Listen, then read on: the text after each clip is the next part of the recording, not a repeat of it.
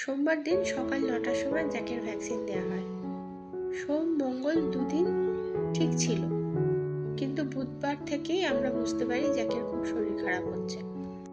মঙ্গলবার বিকালের পর থেকে জ্যাক খাওয়া দাওয়া কম করে দিচ্ছিল, আর বুধবার দিন তো ওঠেইনি, কিচ্ছু খায়নি সারাদিন, জলও পর্যন্ত খায়নি। শরীরটা কিরকম শুকিয়ে আসছিল। একই দিনে অত কড়া ডোজের ইঞ্জেকশন ওর শরীর নিতে পারছিল না। আমরা বুঝতে পারছিলাম জ্যাকের খুব অসুবিধা হচ্ছে, তাই বারবার ডাক্তারের সাথে যোগাযোগ করার চেষ্টা করছিলাম, কিন্তু উনি সেরকমভাবে রেসপন্স করছিলেন না, টাল বাহানা করছিলেন।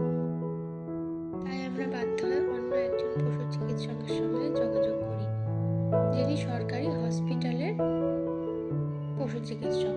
খুবই ভালো উনি, বলার সঙ্গে সঙ্গেই বললেন এক্ষুনি নিয়ে আসুন, ওকে স্যালাইন দিতে হবে। যাওয়ার সঙ্গে সঙ্গেই উনি স্যালাইন দিলেন, আর তার সাথে দু একটা ইঞ্জেকশনও স্যালাইনের মধ্যে দিলেন, যেটা দেওয়ার সঙ্গে সঙ্গেই জ্যাকের বমি আর পটি হতে শুরু করলো ওখানেই। তারপর বললো এরকম 2-3 দিন দিতে হবে, তবে যদি সুস্থ হয়। আমরা তো ভীষণ ভয় পেয়ে গেছিলাম, কারণ আমাদের প্রথমবার, আমরা বুঝতেও পারছি না কি হয় কি না হয়। তবে ডাক্তারটা খুব ভালো, উনি জ্যাককে সুস্থ করে তুলেছিলেন। সেদিনের কোনো ভিডিও আমি তুলিনি, কারণ সেদিন ভিডিও তোলার মতো মানসিকতা আমাদের কারোরই ছিল না। শুধু ঠাকুরকে ডাকছিলাম যেন বাচ্চাটা সুস্থ হয়ে যায়, খুব কষ্ট পাচ্ছে, তাড়াতাড়ি ওকে সুস্থ করে দিও ঠাকুর। ঠাকুর আমাদের কথা শুনেছে, আস্তে আস্তে ও আবার সুস্থ হয়ে উঠেছে। একা একা খাচ্ছিল না, তাই ড্রপারে করে খাওয়ানো হচ্ছিল। তারপর এখন আবার ঠিক হয়ে গেছে, এখন নিজে নিজেই খাচ্ছে, একটু একটু করে আবার খেলা শুরু করেছে। তো খুব ভয় পেয়ে গেছিলাম, আমরা তো কিছুই বুঝতে পারছিলাম না, কি জানি গায়ের পোকা মারতে গিয়ে জ্যাকেরই না কোনো ক্ষতি হয়ে যায়।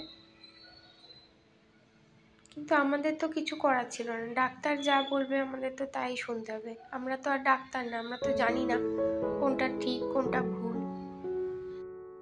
আমরা তো পুরোপুরি ডাক্তারের ওপরই নির্ভরশীল, উনি যা ভালো মনে করবেন তাই করবেন।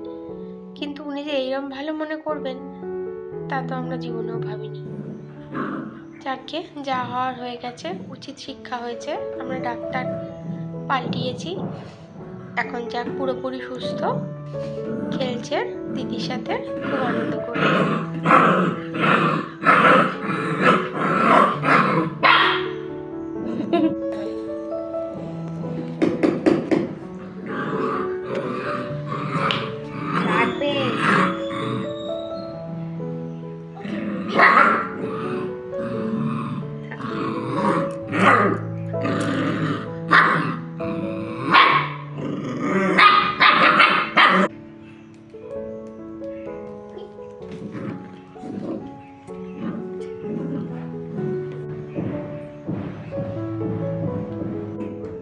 অনেকক্ষণ খেলার পর এবার ক্লান্ত হয়ে গেছে আর ঘুমিয়ে পড়েছে।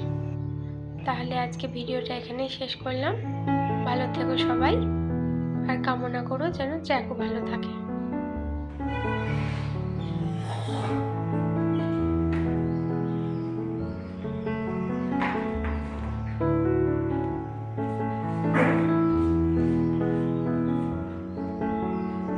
ছিঁড়ে যাবে, জামা ছিঁড়ে